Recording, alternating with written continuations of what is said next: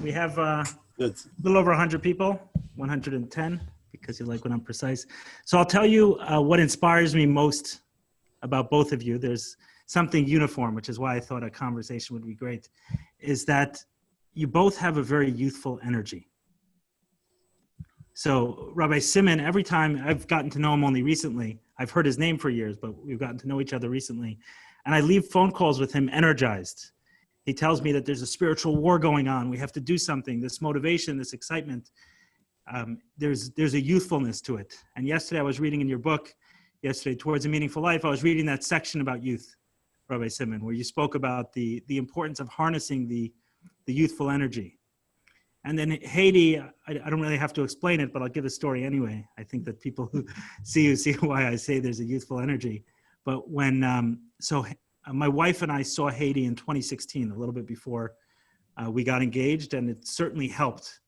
And I can't really explain, it certainly helped to make the decision to say yes when she asked me, or for her to say yes when I asked her. It was very transformative.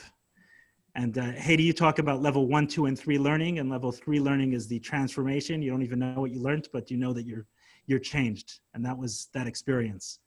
And when my wife and I finished that 2 days, which seemed to go, it starts 9 in the morning till 6 in the afternoon with a short 45-minute break for lunch, and it just goes like this. The 2 days, it's an amazing spiritual experience for those who've been through Hedy's workshops. And we said we're going to do this again, but we didn't know when. And then about 6 or 8 months ago, I think it was, we got an email that your husband Yumi was retiring. So I showed it to Fraidy and I said, Hedy may be next, so why don't we go soon? So I reached out to your assistant and we booked we booked a session. We sat down. I told you the story of why we booked. You asked how we were doing, and I think Fraidy said, you can't take it from me. It's better when the wife says it. She said that we've never been in a better place. So you looked a little surprised and you said, it's not every day I get people come to me for relationship help. We're in a great place. So I explained to you why, that I saw your husband's email and I was nervous that you would retire soon. So you said to me, well, you don't have to worry too much. The next 5 years, I'll continue to be doing this. And then after that, I have 10 years of fashion planned because there are not enough models in their 80s.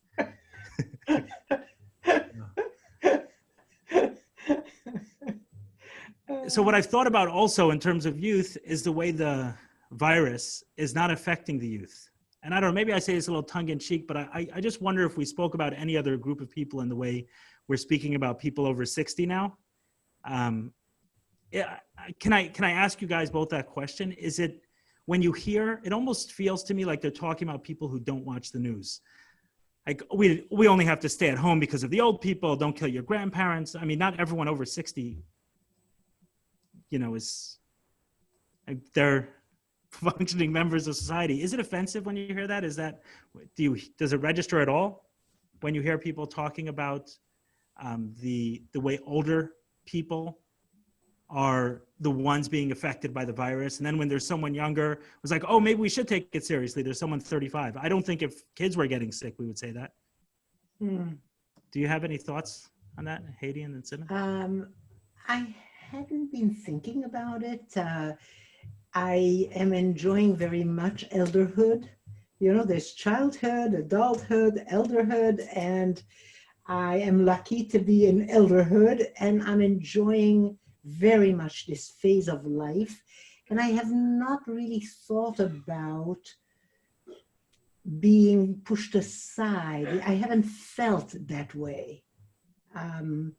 I just know, yes, I think people who are in elderhood may be more vulnerable to this particular virus, and people who have underlying health conditions may be more vulnerable, but I don't know. I haven't felt what you were describing. I got you. I mean specifically to the way they're talking about coronavirus, not in general. Right. Yeah. I don't know. I haven't.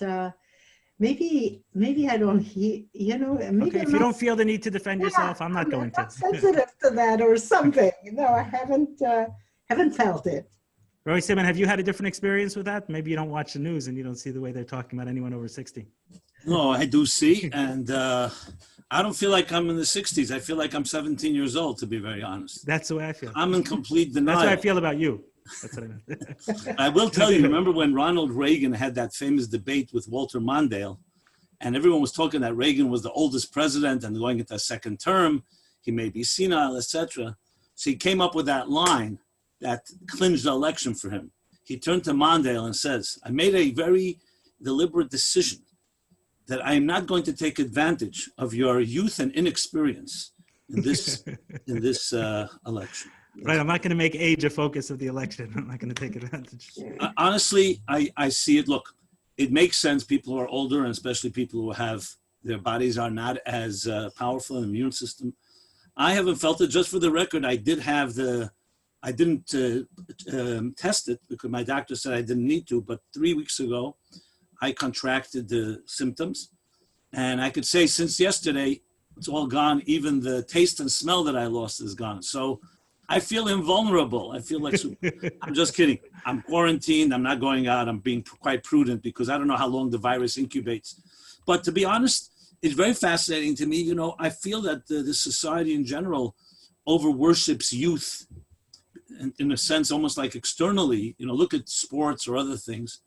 And though being young and energetic and idealistic is great, but really the real mystery is how do you combine the seasoning and experience of adult life with the youthful vigor and exuberance of a young person. I think that is the key secret to real life. And I've met people, not many, but they have the sparkle in their eyes even when they're 90 or 95 years old. You know, how do you do that? How do you combine the two? Well, my husband's father, David, he lived to be 106, and he was vibrant. He was with it. He was an amazing human being. And somebody at his birthday said when he was 106, David, aren't you afraid to die? You're 106. So he looked at him smiling. He says, nah, not many people die at 100. Right, that's true. The statistics are in his favor. Right, that's right. I would say, you know, I'll just honor my Rebbe, my teacher, my mentor, whose 118th birthday is today. He passed away 25 years ago. Rabbi Menachem Mendel Schneerson, the Rebbe. Today is his actual birthday, so I think it's a good to pass a gesture of someone that I have such a debt of gratitude. But I remember when he turned 70, he actually gave a talk on this day. When he turned 70, we're talking about 1972, long before many wars were fought. And he said something fascinating. He says he's receiving letters encouraging him to retire at this point. You accomplished so much, time to retire. And he gave the whole talk, hours long, and said age is not determined by passport, it's determined by spirit. And the soul never ages, it only gets more younger and more powerful as it goes. The body may age. And the concept of retirement was so abhorrent to him because a human being was created to produce. So fine, we produce differently when we're 10 or 20, 30, 40, and then 90 or 80, 70. But it was a very, the message to me was not that we have to be workaholics, but when you're passionate and you really have a mission in life, when does that mission exactly begin to weaken? If you're driven, I really feel, and I've said this to you, Eli, and I say it here, I feel that maybe this may be the definitive event of our lives. And if we weren't trained for this, to rise to the occasion and to show a certain morale and courage, you know we have to be prudent. We understand the health issues. This is the time. There's an expression, Im lo achshav emasai. If not now, when? So I really feel that's why I'm honored to be with you, Hedy, and with Eli, and doing these programs, as many as possible. I've been doing it all over because I really feel those of us that have that sense of mission, and that does not change because we have a battle on our hands or because we have a setback or we have quarantined or the other issues. On the contrary, I think we need spirit more than ever. And as socially distant or physically distant we have to be even more spiritually closer than ever. Yeah, that's why I've left off. That's how you stay young. On each conversation with you, that's why I've left off like the conversations during this pandemic. Right. I've left like, okay, I have to do something. If I'm feeling in a mode of positivity, then I have to serve. So we call the event Facing the Unknown. And the title came from a couple of, not the idea for the event came from a couple of different things. So Hedy sends out emails every so often, and I'm on her list. So mid-March, she sent an email, and I was really curious. What is her, even though she's a relationship expert, when you sit with her, you want to hear her take on other aspects of life. And I was curious when I saw that email, what she would say about the coronavirus. And mostly in that email, she compared it to the Sabbath and an opportunity to look inward. And there was a story about a South American tribe, I think you put in there, that would travel, and then they would stop every so often. And when they were asked why they would stop while they were traveling, they say, for our souls to catch up to us. And there was a very an optimistic perspective in that email. And then I think it was Thursday, you sent out another email titled Coping versus Living, and the tone, I took it was slightly different. There was a little bit more of a heaviness, something that it was clear that it was affecting you in a different way. And you put a line in there that said, we never know, but to not know the way we do not know now, that we have never known. We've never not known, right. We've never not known. We have never not known, just the way we don't know now. Right. Like there's a not knowing that's at a very intense level Right. now.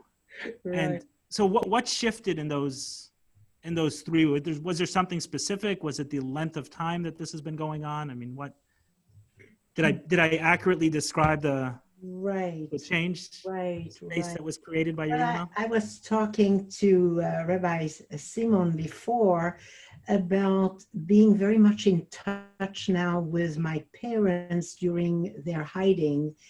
They were caught from hiding and put in a camp, but before that they were in a cellar in the south of France. And You're talking World War II.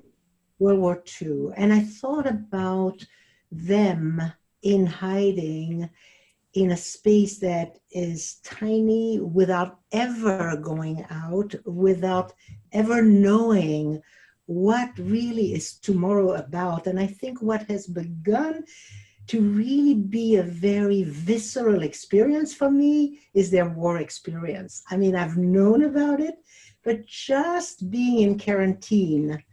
And the other day, Yumi and I went to our courtyard, and it's beautiful, it's springtime. And when we came back from the courtyard, we got a letter that said the courtyard from now on will be closed. Oh, wow.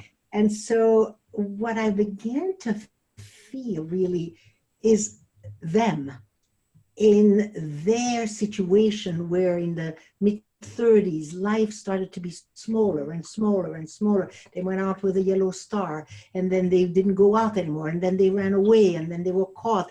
Meaning it's not the experience here at all. And yet, with every closure, I feel them more strongly, their courage, their spirit, their transcendence, the fact that they came out the way they did, people fully alive, right, choosing joy. And at the same time, I can also experience what that must have been like. I don't think I can experience, but certainly much closer than Right, on ever some before. level. And so I dedicated that particular broadcast to my mother with that idea that she understood the difference between coping and living, and decided she wasn't going to cope with the situation. She was going to live inside of during it. the situation. Right. The email also had a positivity, but it had an energy of working towards a positivity, versus in the first email, there was a perspective shift and to say, hey, we're doing something else here. And it's like, okay, great. Last week we held an event called Let Go and Let God. And in that event, my thoughts were to share some ideas, right? Almost to engage people's minds to a degree. And now, I can say from my own week and just seeing more and more people sick, and my parents live in New York, and I have a relative which passed 58 years old and left 9 kids, and it's touching much closer, the coronavirus. And I felt like today is almost more about engaging people's hearts. And that's why I said facing the unknown. It's like we do not know, right? Is that. And then the next thing that led to me thinking about the event and reaching out to you there's an Israeli artist, Yishai Ribo, who wrote a song called Keter Melucha, right? Like the corona, play on the word crown, but the crown of, right? The crown of, like God crowning himself. And in it, the refrain was like almost asking God, what do you want us to learn from this? What do you want us to learn from it? And I thought the song was so beautiful in the sense that it left us in the question right there. It wasn't looking to give us a solution or an answer. It was just like being able to really feel the unknown and the question that they're experiencing. And then it reminded me of what Rabbi Simon said on last week's call. You said the idea of bein yesh liyesh ayin be'emtza, I think, right? That between two things, there's a space of nothing. And right now we're in that space, and that I have a friend in recovery who says, I know when one door opens, when one door closes, another door opens, but these hallways are a bitch. So this hallway is, it's getting there. I feel like another few weeks of this and the Dalai Lama is going to need to call a psychiatrist. Now, Rabbi Simon, I invited a singer, Elior Itzkovitz.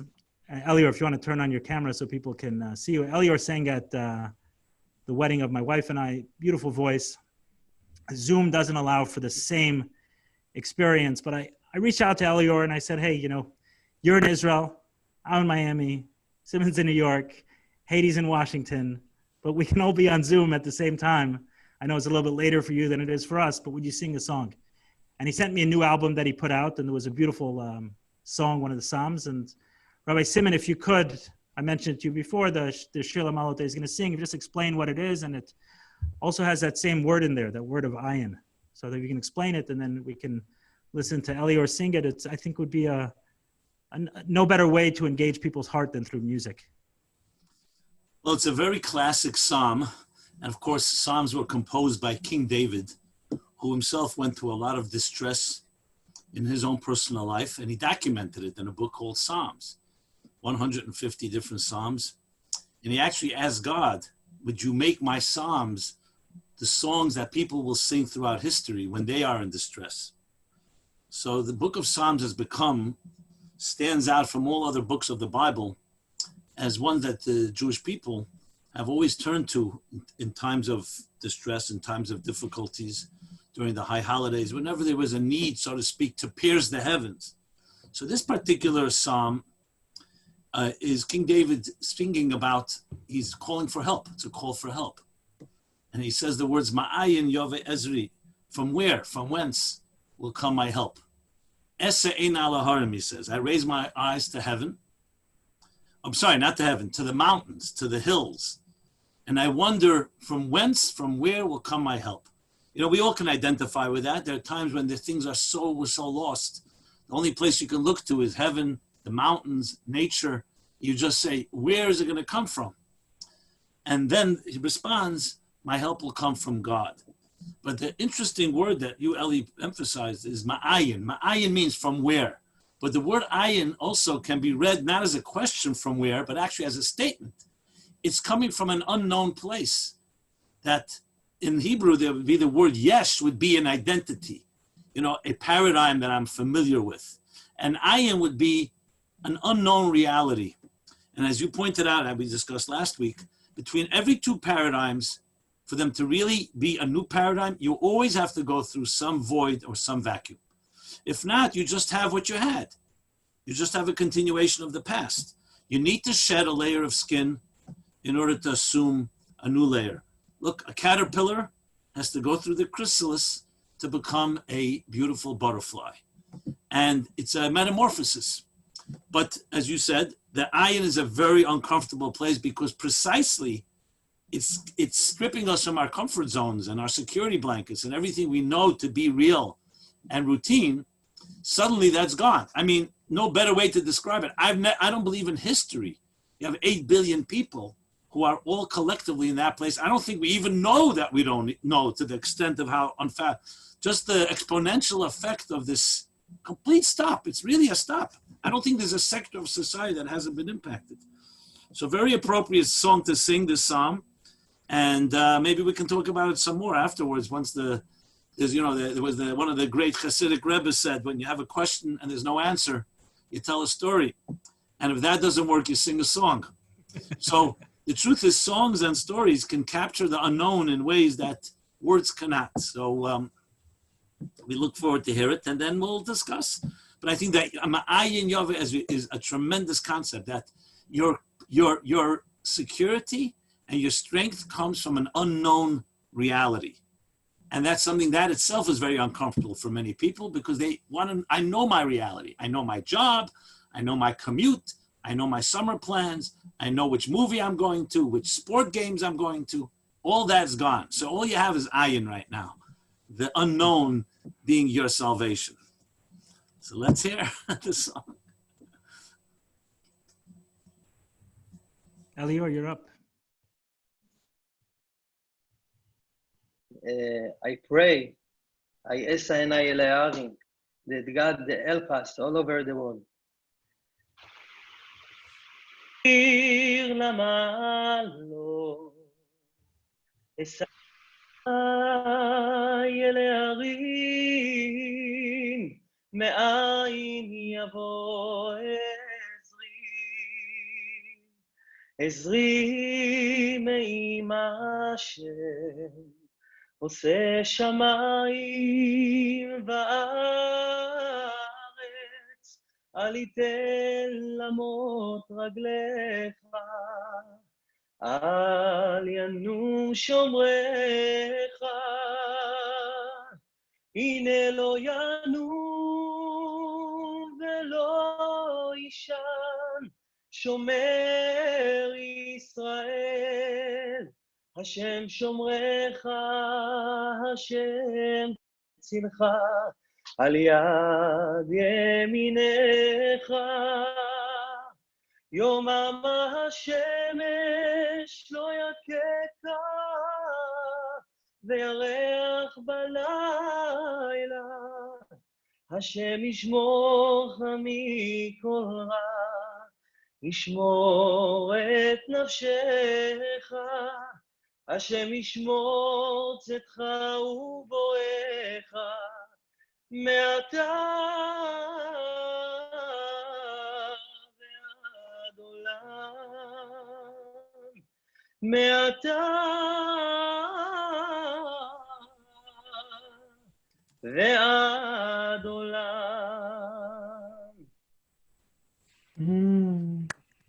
Yes, Thank you, Elior. I found Elior on YouTube.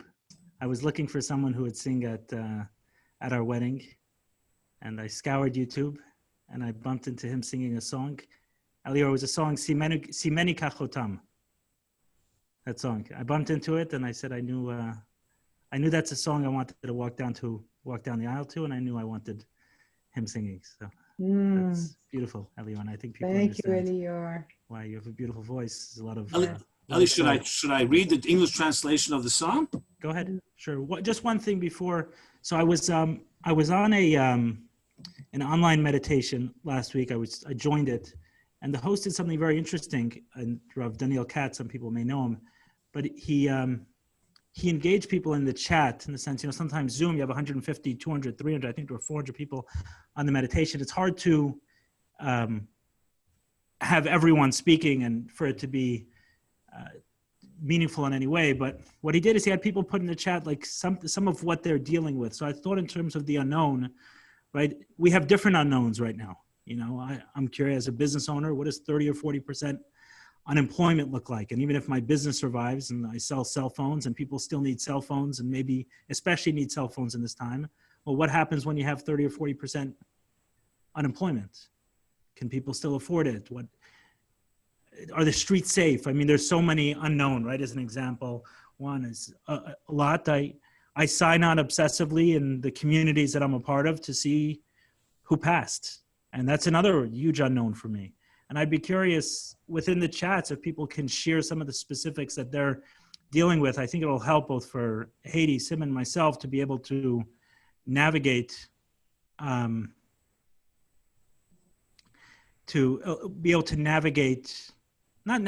don't think we're trying to give anyone any advice. There's no advice. There's just a sense that we can come together as a community and,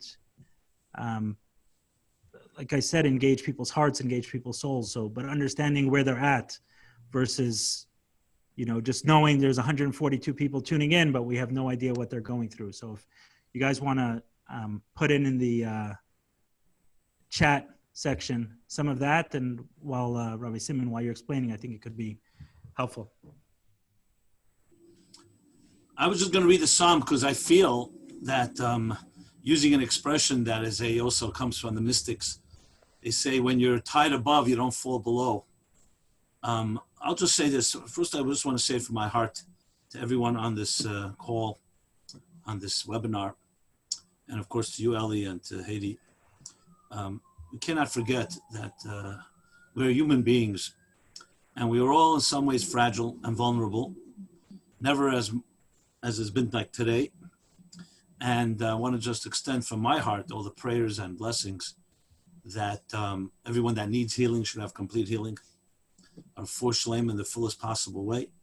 And those of us that the rest of us should be protected. And above all, healing also psychologically, emotionally, and spiritually, which we know can be even more devastating than physical challenges.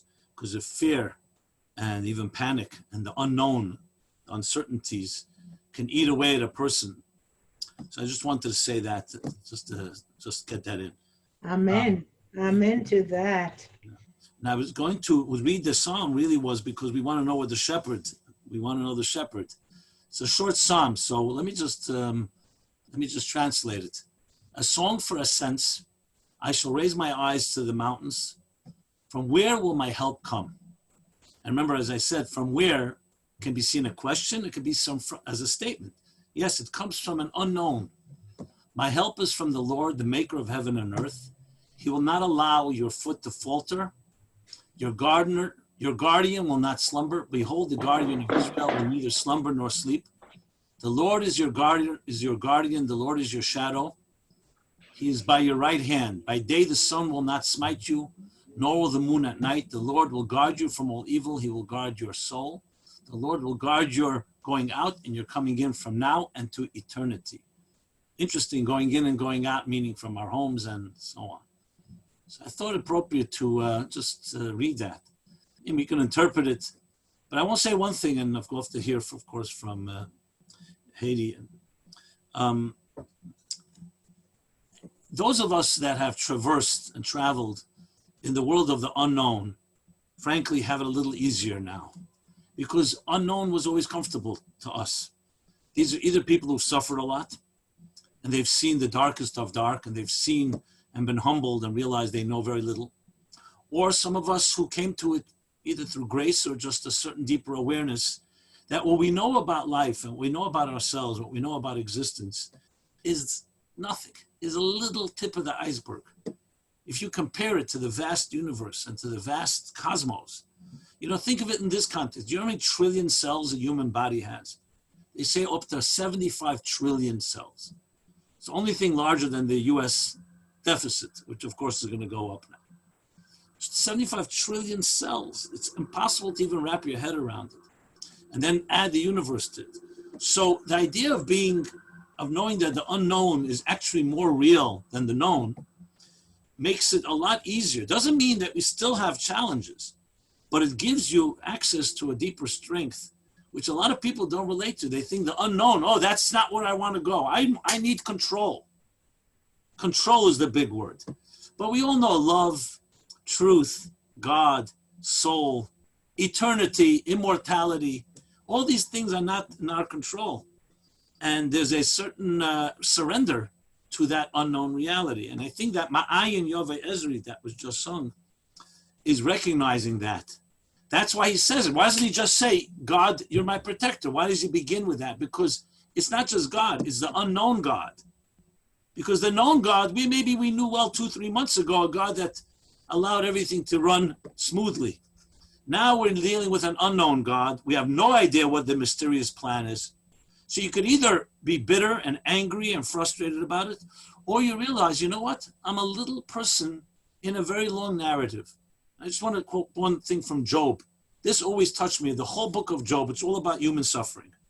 where he dialogued with God. Why would you do this to me? The big question, why do righteous people suffer?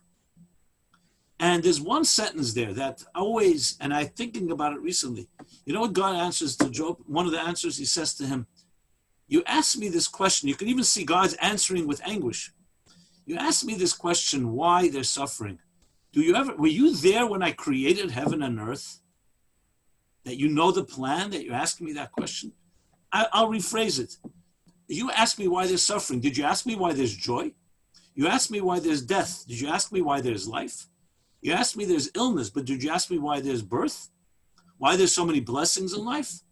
You know, maybe it's all tied together. We never ask when things are going well. When things are not going well, hey, what's going on? My plan has been upended. I'm disrupted. Now, I'm not defending God. I'm just suggesting that life is more mystery than the knowable.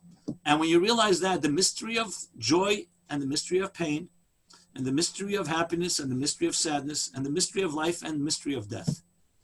And at the end of the day, there's a whole domain that is beyond us. And when you recognize that, interestingly, you can begin to see God. I'll talk about that a little later, but I don't want to, I really want to hear Hedy. I know what I have to say. I want to hear what the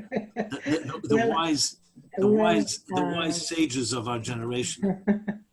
The psalm brought me to a story that I'd like to tell, because I learned from that story around being able to face the unknown in terror and yet see the blessing that could be inside of that unknown. My parents left Antwerp, Belgium, trying to get to Switzerland. They had false passports. And on the train, my mother realized she forgot her false passport on the dining room table because she was so uncomfortable with the lie that that passport was about her. And so here she is running away. She doesn't have papers. And she entered at first into absolute terror. And then she took a breath and she told me, at the deepest level of my soul, I understood this unknown situation is a blessing. And what I was going to do from that moment on is I'm going to review this is a blessing I know nothing about, but it's a blessing. And so she basically, without papers, made her way, got caught, and finally actually escaped. But when she got to Switzerland, her sister was there. And her sister welcomed her because all the refugees in Switzerland would hear about the news of new refugees arriving. And there, my Aunt Hadassah finds out, Miri, my mother, has arrived. And the first sentence she said to her was, the book you left on the dining room table, I got to read all the way to Switzerland. And so what she was saying is, that book, the passport, got her all the way to Switzerland. So my mother, at some level, in the unknown, held a blessing that she couldn't know what it was, but it was saving her sister.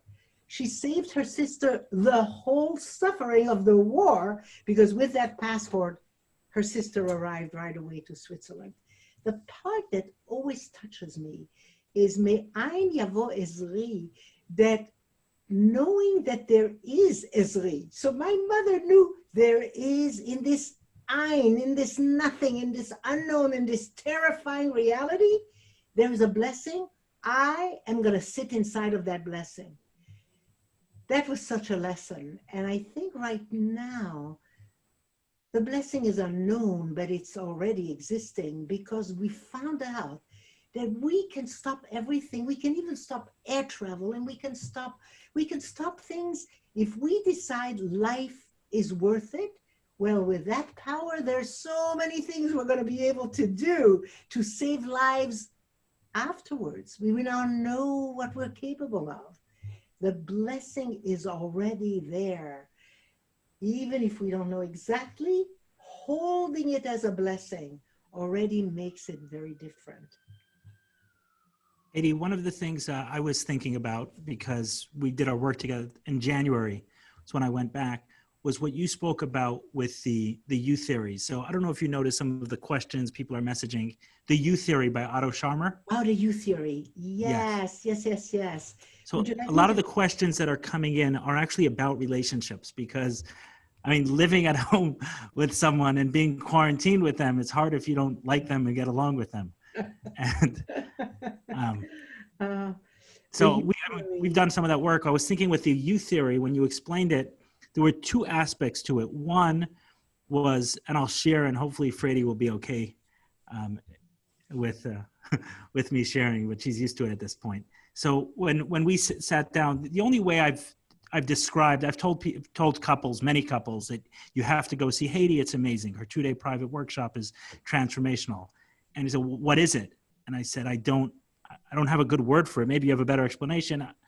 The best I've come, I said, it's a spiritual journey of sorts that you go with on your couple, and she guides you as a couple. She doesn't really say anything in the sense of giving you any insight who's right or wrong in the relationship. She just comes along as a guide on a journey that she takes you, and it takes you on, and it's transformative. And beyond being transformative, I've never felt that I understood another person so well, and I've never felt so understood after. That was the way I described it. But one of the things you said is, in this last time, you explained that the you theory, that as we're going through a minor nuisance that comes up, right? So I brought up some, I think we called it the neighborhood of money, right? And some stuff around there is, you said that deep down there's something much more profound, but I'm going to need to allow someone to sit with me in the not knowingness of whatever it is, like that deep belief. And I believe that, and you said eventually you'll come to a very profound realization, and then only from there will there be a future calling. So I believe it was something along the lines of, I don't want to be alone, was something behind that, right? That irritation or disagreement between us was this profound belief, and that as I sat, I was not worthy of love without being able to provide. And that was a belief that somehow got planted into me at who knows what age. And you were there, and Fraidy was there to kind of guide me and be in that space of, and you said it specifically, of not knowingness, that there's this gap. And I kept repeating the words. I recall before I got to that reality, you asked us to speak in very succinct statements. I kept saying, I don't know. And you said, look at her, like watch Fraidy be there with you in the not knowing. And then you spoke also about the concept of the you theory, how we need to go down to that bottom, that pain. And then right after that, the next statement after we fully embrace the pain will be the future calling. So my question is do you see that theory applying to the collective just like it does to the individual? And can you also explain the you theory by Otto Scharmer to everyone else? Yeah. Before I go into the you theory, I just want to say that what I teach couples is how to be fully present to each other. So Fraidy learned how to be really fully present to you, so you could go down the you, really be there with her interest, her spirit, her love for you, her honoring of you, her whole person being there with your whole person. So the teaching of that presence, right, before that there can be this voyage down the you. And Otto Scharmer is describing that often when we are struggling with something, we want to jump from the struggle to the solution. And that we cannot jump from the struggle to the solution. We must be willing to open up the struggle to the layers and layers of experience that he calls going down the you. Because the more open you are to the struggle, the more you're going to enter into beliefs that you carry that actually cause suffering that you don't even know about. Like, I don't deserve to be loved. I deserve to be alone and struggle by myself. That's underneath all the layers of that problem. I put it in quotes. And so when you get down the you, Otto Scharmer says, it is the hardest thing to acknowledge. But in the presence, in the loving, compassionate powerful presence of a whole human with you, and that was your wife, you were able to go down that you to the bottom belief that is so painful even to pronounce. But as you pronounce it, and her loving eyes are with you, and you are in connection, feeling at that point, I don't deserve connection, I only deserve to be alone, I'm not worthy, and you're in there and those loving eyes are looking at you, suddenly from the future, there is a call that says, but together you and I can make it. But our love is actually stronger than anything I've ever felt before. And suddenly there are statements from a future that is calling that is different than anything you even expected to pronounce. And so he calls that the you theory, that you cannot jump from struggle to solution. You must have the courage to be fully honest about everything that's inside of that struggle till you hit the bottom, and then the future will begin to call with empowering statements that also live inside of you, but that you could not know before you did the journey down the you. So why is the not knowingness, right, in that? I remember repeating it over. Why is that important? Why is that an essential part of the journey? As you went down the you arrived at the place of not knowing because you had never spoken about any of this, and you would say, I don't know. And anything new comes out of not knowing. No new invention. There's been some improvement on inventions, when you make something better. But something new comes from not knowing. And the not knowing in connection allows something new to be birthed. And so as you go down the you hit, I don't know, many times, but you're not alone. You're with your partner there. And in not knowing in connection, suddenly you could see something showed up. And on the way down the you, what showed up was more pain. On the way up the you, what showed up was new possibility. Yeah. And so what was interesting was it took a lot longer going down than coming back up. Right. Gravity doesn't work with this. The future calling has energy to it. And the going down was really just heavier and heavier till it was the biggest pain that you've ever experienced. And do you see it the same as a collective, as a society, that there needs to be that level of not knowing, that reaching the bottom of the you, and then that future calling? Very much so. And I love that we can talk this way as a human collective, that we can allow ourselves to feel the pain of our disconnection to the utter degree, and the future will call and say, this is what we're capable of as humans. Indeed, I think the future has begun to call here, but before we can actually hear it fully, as a collective, we ought to feel how painful it's been that we've had wars and we've put bombs in the sacred space between us, and that we've polluted our environment, to feel all that we've done so that we actually can come up and make those choices from an enlightened place. Indeed. Yeah. So I imagine that some people listening were curious about that experience of having a partner fully present with you, right? Which is, I remember you reminded me and Fraidy at different times, like you called yourself the customs lady, and you said, don't bring any of your baggage right in. That's your own fear, that's your own insecurity. Just be fully present with what the person is experiencing. You'll hear something. So yeah.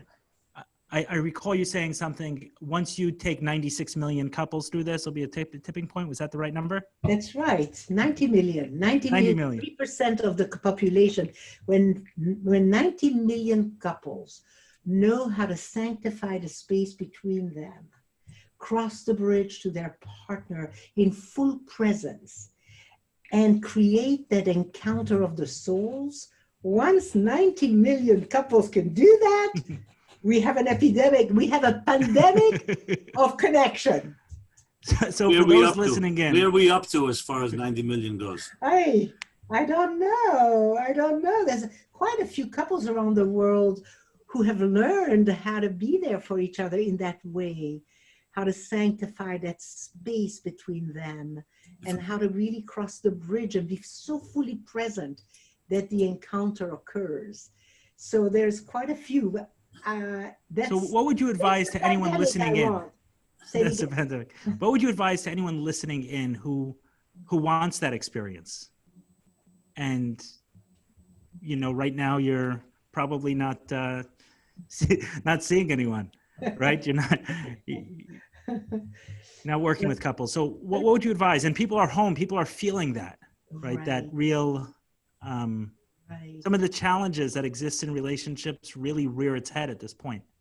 Well, it's a good idea to know that visual, that the two of you are two worlds that are very, very different.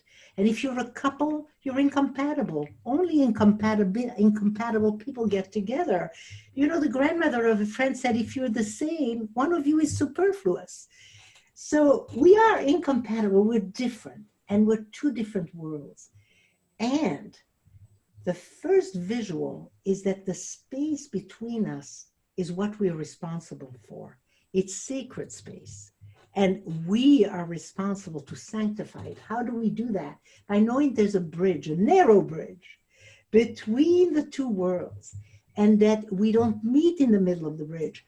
We cross the bridge all the way to the other person. So each one of us learns how to leave our own world and walk slowly over that bridge and land in the world of our partner to learn them, just to hear who they are, let them talk, and you just peacefully, present, hear them. Repeat what they say, but you know, when you speak that way, it's good to go to the essence, just a short statement that speaks your truth. And listen deeply when you visit their world. They're the host, you're the visitor. And what happens when you actually have a real visit like this, your souls unite because they're meant to be unified.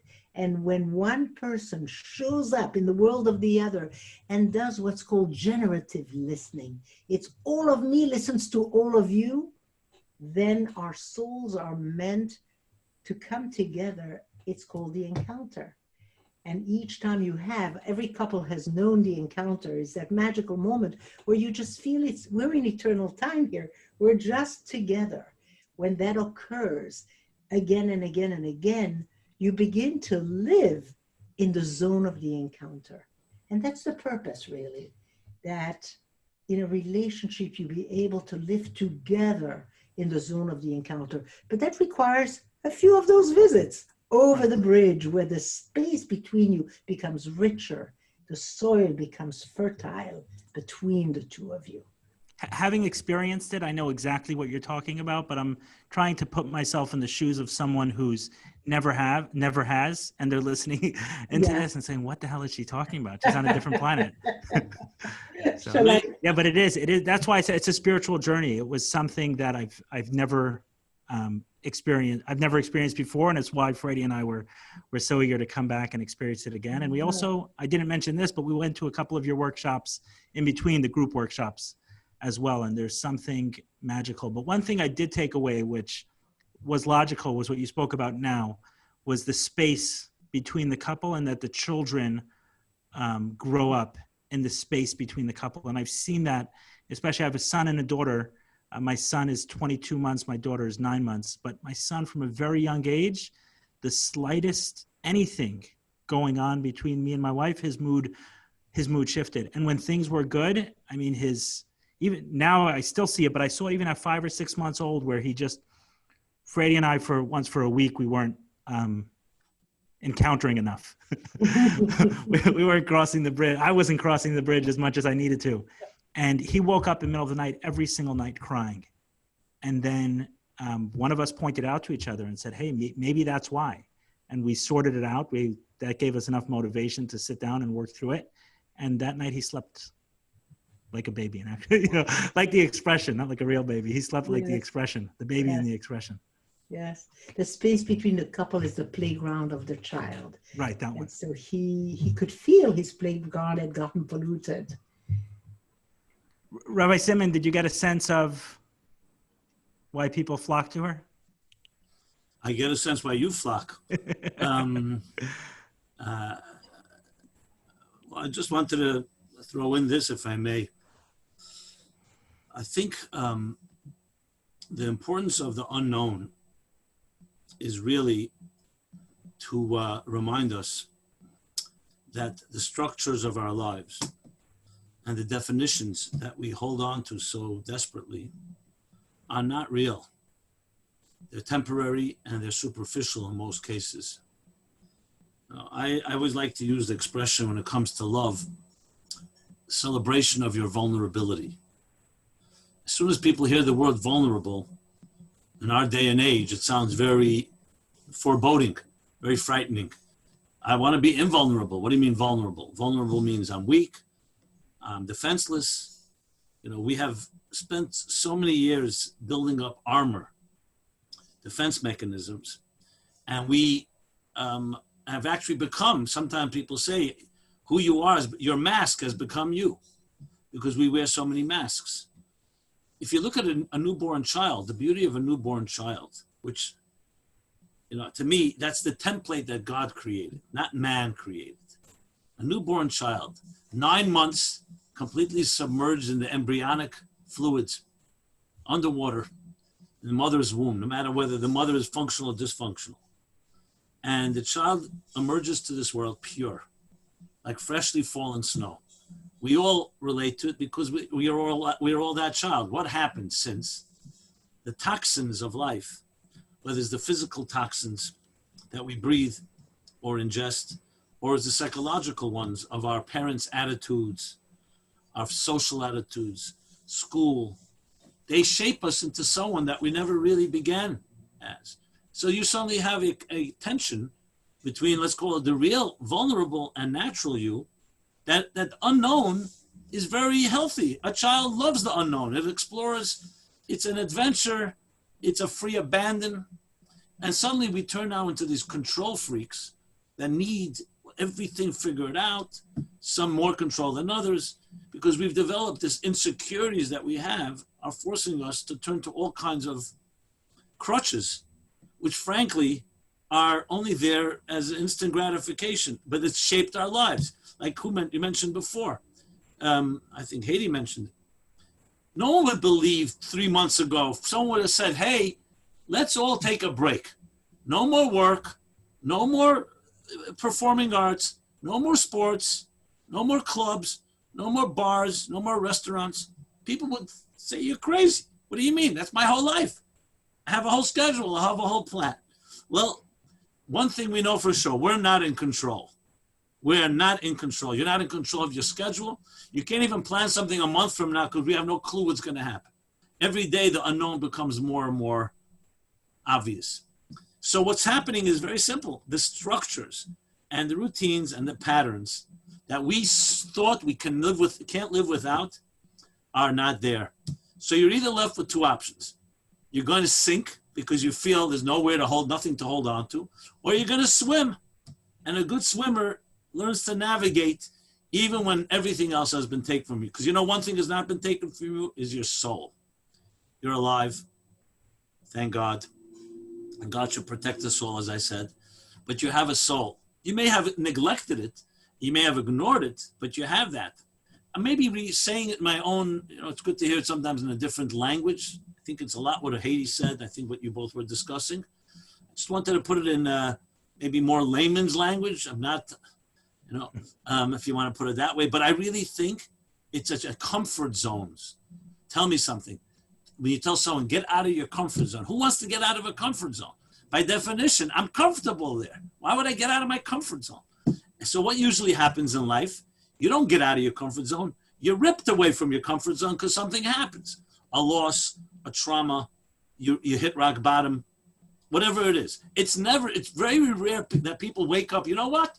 Enough of comfort zones, I'm ready to move on. It doesn't happen usually. I wish it did. It's the $1 million question. Why can't we wake up without being woken up? You know, why does something have to crack? But that's human nature, and the mystics explain it in the concept, I'm sure Hedy has heard of it, I'm sure Eli, concept of the great Tzimtzum. The big mystic, the great mystic of Isaac Luria from the 16th century, and he lived in plenty of times of his own epidemics, discusses the secret of the great Tzimtzum, the great concealment. We live in a fundamentally concealed reality. Reality is not clarity, it's hidden. You open up the Bible, what does it say? God created heaven and earth, and it was covered in darkness. There's darkness. Today they know in science, one of the biggest discoveries, that 99% of the universe is black matter or black energy, dark. We don't see, but we think we see. We think we see. And then there are events that happen either individually or collectively, where suddenly your comfort zone, you realize, no, you haven't seen because you don't realize it. But those that embrace this Tzimtzum, the Tzimtzum is the ultimate unknown, the mystery of the divine concealment, where divine reality and divine consciousness is the only reality. And suddenly, here we are, independent individuals, everyone playing their little games. How is that possible? How is it even possible that when we have such an intrinsic unity that connects us, or like one organism, that one person could hurt another person, whether it's spouses or whether it's communities or whether it's nations? And the mystics all come back with one answer, because we don't see it, we don't feel it. I believe right now, someone told me the other day, I can't wait to just say hello to the elevator man in my building. Right, that's true. We suddenly are realizing that simple connections between us is so valuable. We took it for granted. Now, I'm not suggesting that this is a punishment or this is but the result of it is a cosmic, I would say, unprecedented wake-up call, because epidemics that happened in the Middle Ages were localized. We didn't travel. The Spanish flu, where you go back to the bubonic plagues. So we have an epic opportunity here. You know, God should protect that no one should be taken. But there are millions of us, billions of us, and the comfort zones are gone. I sometimes, I cry for the losses, but I sometimes smile to myself. You know, in Yiddish they say expression, a Mensch tracht und Gott lacht. A person thinks and God laughs or smiles. Now, there's no laughter today. There's plenty to cry about. But there's a certain, it's good to be vulnerable, my friends. That's what I want to say. It's good to be vulnerable. It's reality, real reality. If I may add one thing, I think it's very fascinating. There's actually a verse in the Torah that everybody talks about. The famous expression, Moses turns to God. And they were intimate. They were lovers in the most powerful way. They talk to each other in ways that are mind-blowing. Intimacy. So Moses turns to God in a moment of truth. And he says to God, Moses is praying for the Jewish people that God forgive them for their iniquity of building the golden calf. They betrayed God. Infidelity. Okay? And Moses is praying. God is responding. And Moses says to God, show me your face. Show me I want to see all of you. I want to see all of you. It's a verse and God says to him, no man can live. No man can see me and live. Then God continues, the verse says the following, I will show you my back, but my face I will not show you. So here's just a few short questions. First of all, Moses was a wise man. He understood you can't see God and live, because if you see God, you are God. You can't be independent consciousness and be one with divine consciousness. Secondly, why are we documenting something if it's rejected? Why do we need to know that God said no? And then why is God rubbing it in and say, my back I will show you, meaning my expressions, my more external side, but I will not, but my face you will not see. And an answer I once heard from my Rebbe teacher, then I found it in one of the students of the Baal Shem Tov. Amazing answer. It's mind-blowing if you think about it. God says to Moses, no. Read the verse. I will show you my face. I will show you my back and my face. But my face you will see by not looking. There are things we see through looking. And there are things we see when we let go that emerge. You want to see me in my entirety? You're going to have to strip yourself of everything you are. When you're ready to do that, we will become one. So there are things you see of me. Yes, we see God's beautiful world. We see our health. We see other blessings. But you want to see God naked, completely, the essence, you will need to not look. Because even that temptation to peek, one peek, it's you. You want me, you need to completely be, not annihilated, completely suspend yourself. Complete emptiness. When we let go, we let come. Absolutely. And it's earlier in the Bible, actually, when God first appears to Moses in the burning bush. So God says to Moses, look at me. And Moses closes his eyes. He puts his eyes down because he's like overwhelmed. He doesn't look. So the Talmud says, God said to Moses, when I asked you to look at me, you closed your eyes. Now when you want me to, now you want to see me? No. So what is this, tit for tat? He's playing a game?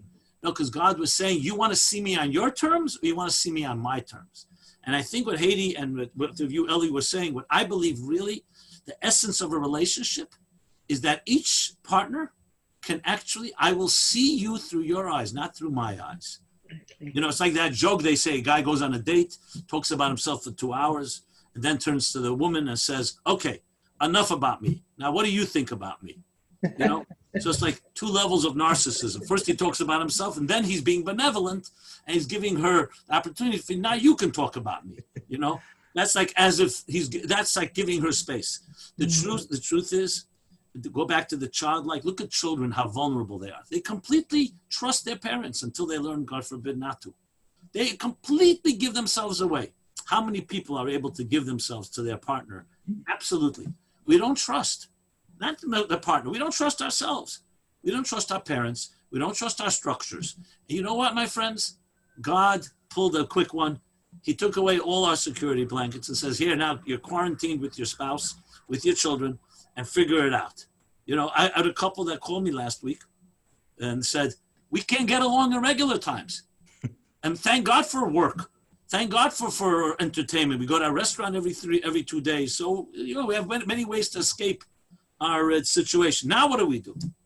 And they were both on the phone. I said, you know what? Now you grow up. Enough with the games. Enough with escapes. Now you grow up. Yes, you're going to sink or swim. You know, there's no magic tricks. Now you're stripped. You can't say, oh, I got to run to the office. And she says, let's talk together. No, we have to go to a meal. You know, now we rise to the occasion. And you know something? I have total belief that we have everything we need inside ourselves. This is not comfortable. Trust me, and it's not getting better.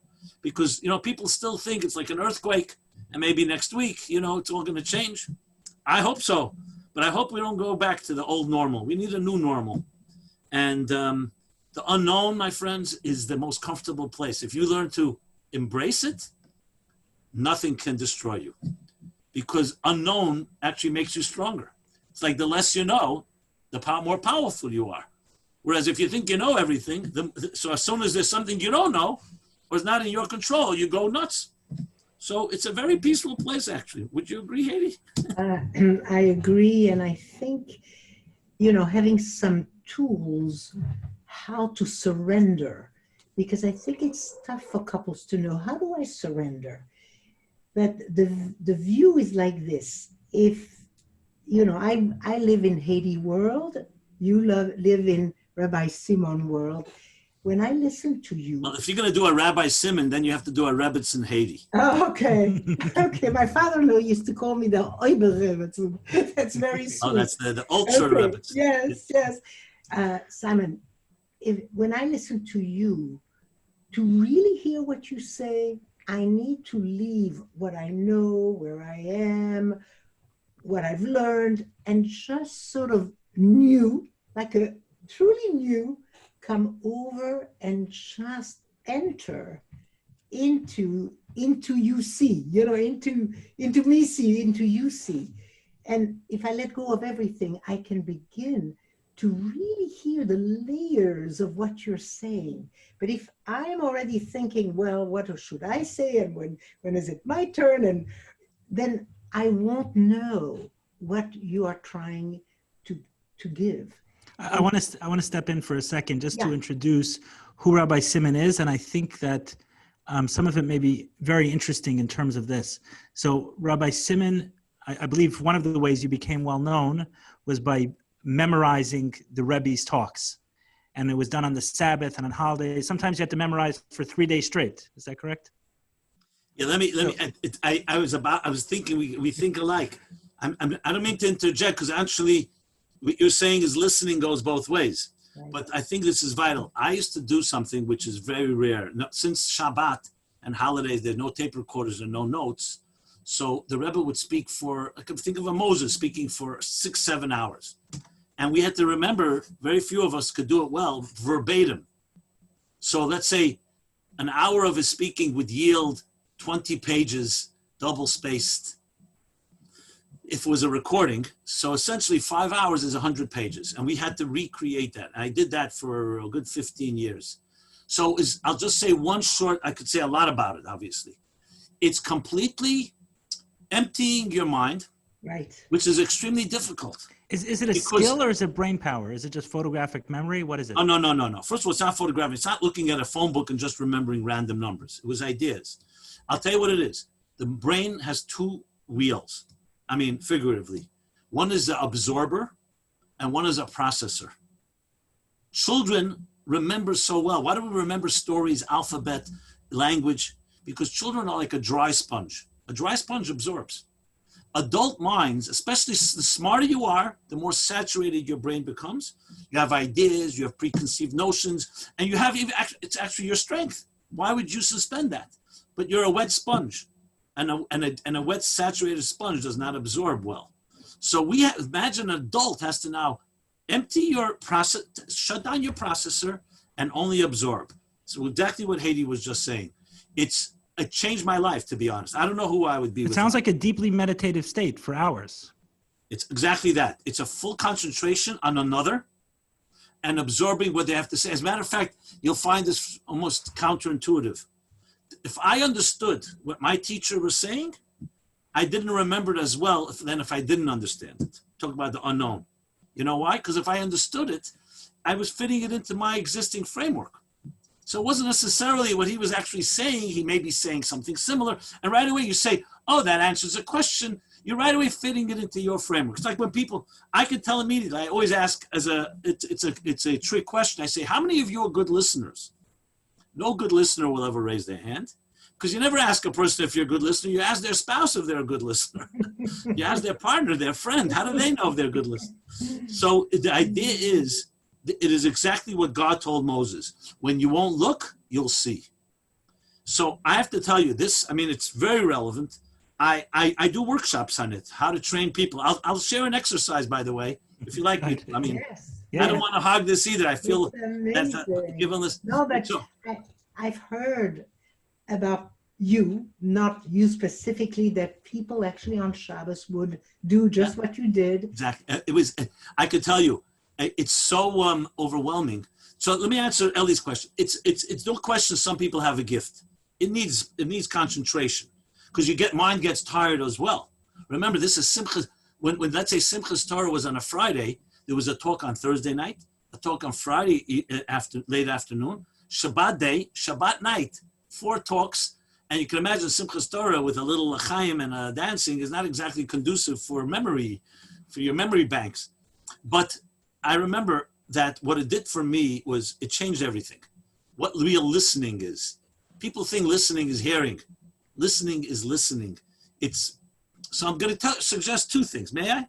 Since we're talking about exercises, with Ellie's permission. I'm very engaged. You're listening?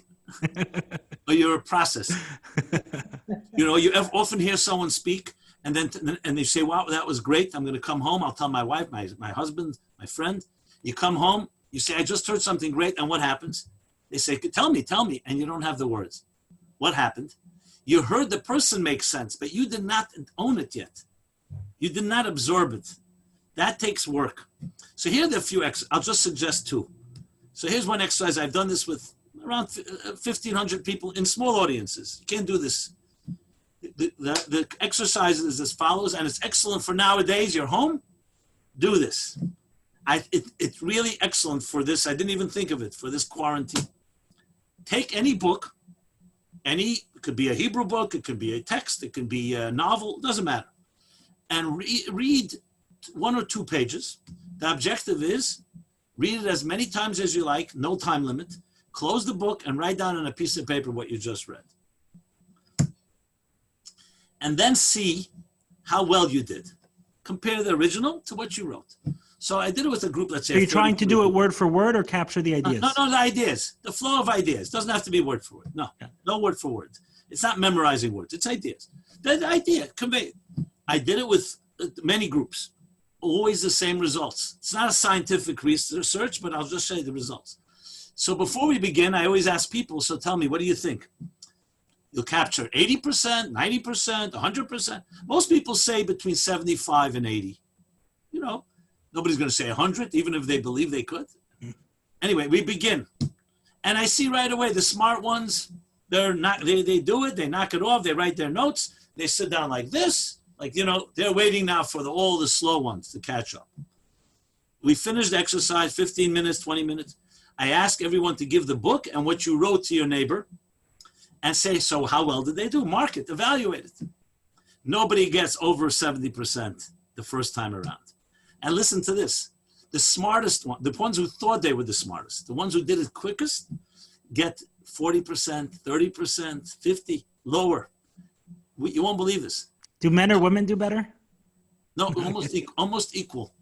Really? Equal. I know. Listen. Then this is the interesting thing. The ones that I was hoping you. Okay, I was looking for the smartest people in the room, the people who did it the quickest. Sometimes they write something that contradicts what it says in the book. Contradicts. And when I asked them, how could you do that? How could you contradict? They said, I didn't agree with it. I said, you didn't even listen to my instructions. This is not a discussion of agreement and right and wrong. It's a discussion, what did that writer, author say? The second time around, everybody goes up by 20%. Because you know what? They lost their arrogance. They were humbled. Everyone thinks they're smarter than they are. Second time, everybody by 20, it's a guarantee, 20% better. Try it out. Because you need to lose your confidence in something you don't really have. We are not good listeners. It's not easy for us to. Children are good listeners. Adults are not. The second exercise will be a shorter one. This is with spouses, actually. You know, we all have our arguments. We agree to disagree with, and it becomes a cold war. Let's not go there, you know. But here's the exercise. Maybe now is a good time for this in this state of sequestered state. Go to your spouse and say, I want to open up an issue that we've always had, whether it's about our children, about us, about some matter.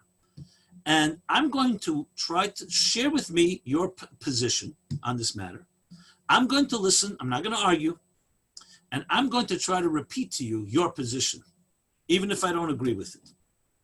And how well am I conveying what you really believe?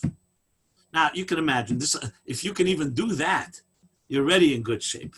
Most of us can't hear something we disagree with because we right away look at the weaknesses in it. No, she's not getting it right or he's not getting it right. So the mere fact that a person can do that, very difficult to repeat something to someone in a sincere and full account that you disagree with. Basically, these are all exercises in the unknown. They're all exercises in what Chassidic thought calls bittul. You're suspending yourself to be able to absorb something greater than yourself. It could be a person and it could be God. We are definitely now in a collective bittul of ayin, of a suspension that we didn't ask for, but through it, we can learn and tremendous. It's a time for true listening. So on that note, maybe we'll take a short music break. Elior, you're still with us?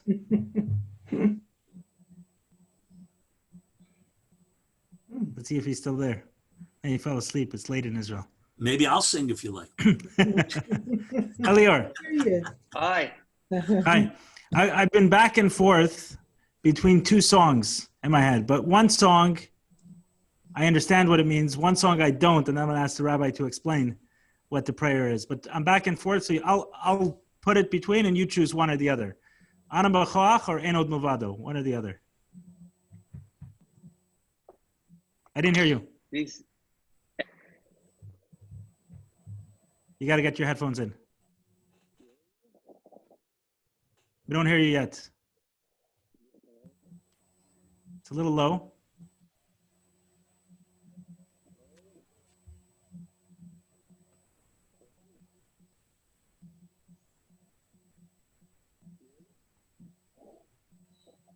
Sit in the unknown. We don't know if he's going to get it to work. It-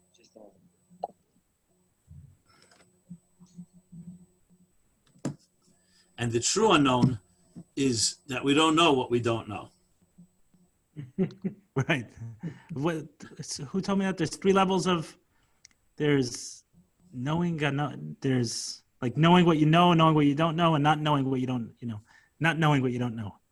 Right. That's the knowing what you hardest part because you don't even can't even imagine. Right.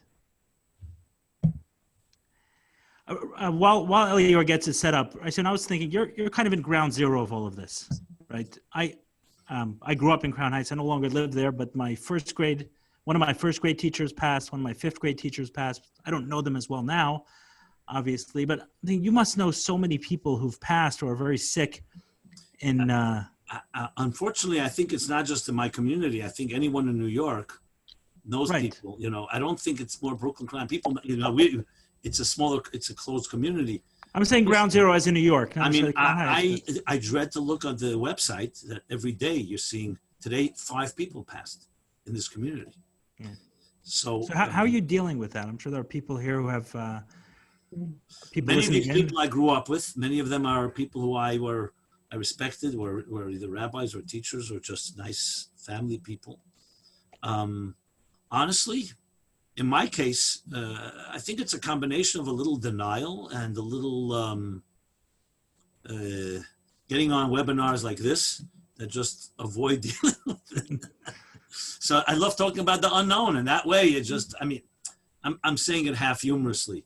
Frankly, it's even more tragic. People can't be buried properly. They can't be Tara, they can't do properly. There's no Shiva, because you can't go visit. I know that pales in comparison. It's I've never seen anything. To say that in the year 2020, April 2020, you're gonna wiped out tens and tens. So far, it's 20, 30 people that I personally know. I can't wrap my head around it. It reminded me when my father passed away 15 years ago. That was a personal loss. But death, honestly, is exactly what we're talking about. Death is the ultimate of the unknown. We don't understand death. We can't wrap our heads around death. So to me, when my father passed, it was actually very liberating. Now, not liberating, God forbid, the pain. I realized I remember I wrote an article called Raw Oval. Oval is the name for a mourner. It's complete rawness. It's surreal. Like everything didn't matter. All my plans, and suddenly when that door opens, once at birth, and then life comes in from another world to this world, and at death, when it leaves this world and goes, you realize, like people talk about birth, it's a magic, it's a miracle. Nobody can deny that. Where does this child come from? And here we are. So we know a little about this life between birth to death, and we think we're big masters. I always tell people who ask me, I used to always be loss of words. Where does a soul go to upon death? And I realized the question is arrogant. It's coming from a very misplaced assumption that we're the center of the universe. So we ask, where does the soul go to? So I came up with this ridiculous metaphor. Think of a refrigerator and electricity having a dialogue. And the refrigerator says to the electricity, where do you go to when they pull the plug? And what do you think the electricity answers? What kind of chutzpah? What kind of arrogance? What kind of incredulous? What kind of who do you think you are? They just invented you 100 years ago, 200 years ago. They figured out how to contain electricity to refrigerate food, and now you think you're the center of the universe. You ask me where I go? I go back to where I was always, not contained by a little box, beyond time and space as you know it, and you'll never understand it because you don't know anything outside of your little box. And I know it's not, but the truth is, anyone that hears that, even people who suffer, they say, of course. In a second, you say, of course that's true. We decided our box, our comfort zone, our structures, that's reality.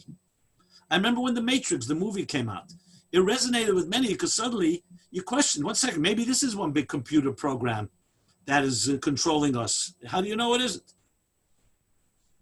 So to me, that's how I wrap my head. To me, death, I've learned you become humbled It reminds you that you know very little. You know a little about your reality. You have to make the best of what your life is. You have to submit and surrender that the narrative of life and the choreography of your life is not written by you. The only thing that you can write is how you're going to react to it. How will you navigate? Will you become a greater person for it? Will you be part of the problem or part of the solution? It really comes down to that. It's not that complicated. We have much more, we have all these complicated systems and structures. But I would love somebody to tell me what other factor really plays into this. What do you think, Hedy? Elior, did you get your music going? Your sound? No, this is not coming. Maybe he's muted. Is he muted? No. He's not muted. I'll mute and unmute. Elior, not working? Okay, meant to be. Maybe sing on a lower pitch. It's meant to be. No, Now you hear me? We hear you. We hear you. But it's very low. It's very low. Now you can hear me better? Yeah. Excellent. So after we discuss, we can agree this Eno di Milvado. He's only him.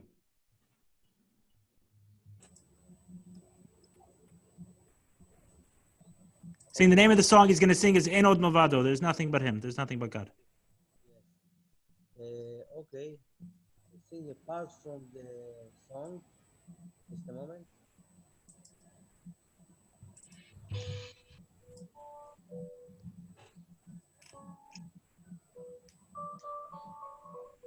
Enod Milvado.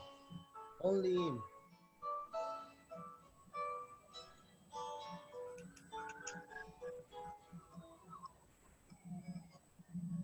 איתי כוכבים שמאירים את העולם ועם הזמן נעלמים.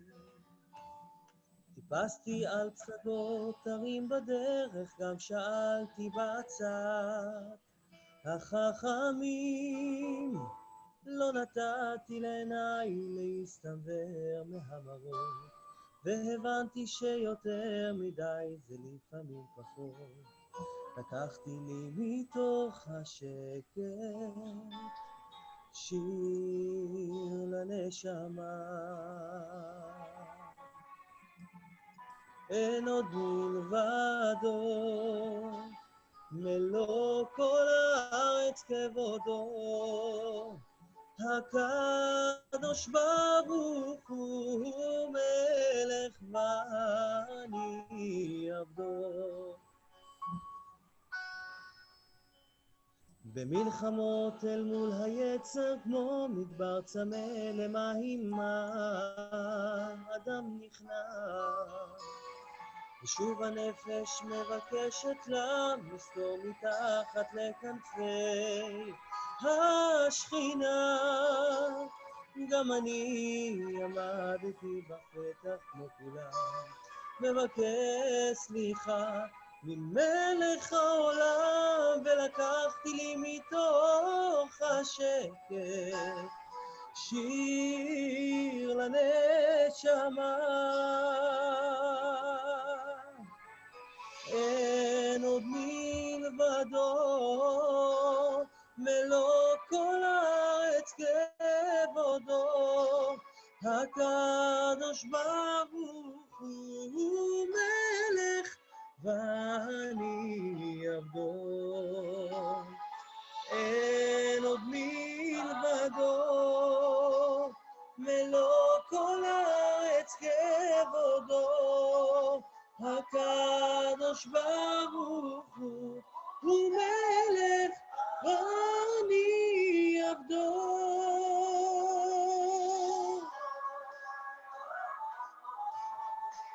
Thank you, Elior. Beautiful. Thank you. Even with the sound quality not there, it's beautiful. It comes through amazing. Thank you so much. Thank you, Elior. I really appreciate it. I know it's late. It's like 11:30 in Israel, so really appreciate you joining, and it means a lot. Your heart shows, your soul shows, and we feel connected. God bless you. Bye-bye. Thank you. Thank you.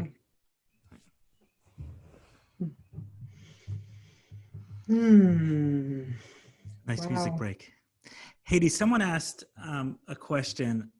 How do you go down the U without a partner? If someone doesn't have a partner. Yeah.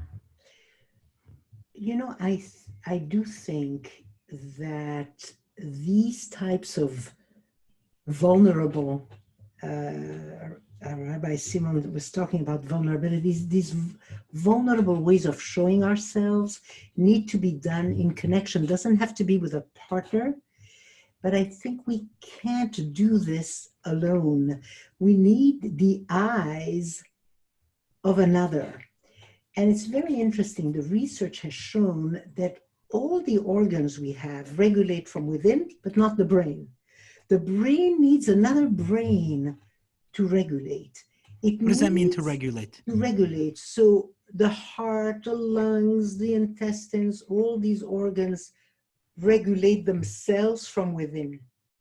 But for the brain to calm down, to feel like, okay, I went from deregulation to regulation, we need another brain. We need the eyes of another. So if parents say, go to your room and handle this by yourself, it's actually not correct from a brain point of view, because we need their eyes with us as we have our tantrum and our reaction and all of that. And so any of these deeply vulnerable places, the way we were created is that we need another there with us. Doesn't have to be our partner. There needs to be another human, a friend, a good friend. And because this depth of vulnerability, if we feel it alone, the word is really deregulates us. Our central nervous system can't calm down. When the eyes of the other, like the ones that you have for me right now, when the eyes of the other are there with you, the central nervous system says, okay, I can relax. So that journey down the U, which is the ultimate vulnerability, must be done with the eyes of a friend. Can be your partner, can be a friend. It could also be done with God in a way. You're right. Even though that's not a physical entity. You're right about that. And it's interesting. Your relationship with God then must be such that you really can feel the shepherd with you.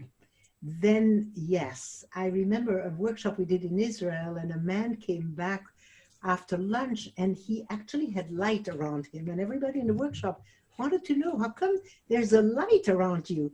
He said, at lunchtime, when I prayed mincha, I crossed the bridge to God. I actually went over there. I left my world. I surrendered myself, and I brought my presence to God. And you could feel it in him. That's very true. Yes. Interesting. So often when we work together, you brought up a lot of different, like you mentioned, Fraidy and I sat 18 inches apart, which is an amma, which is like the kruvim.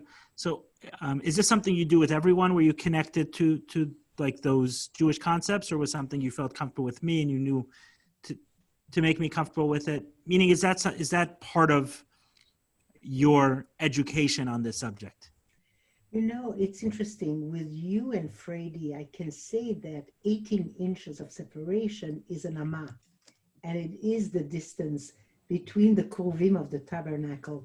But 18 inches biologically is the distance of a baby to the parent's face. And so a baby is a master at reading the landscape of the face, and they do it at 18 inches. A little child who wants your attention, they'll take your face and bring it at 18 inches.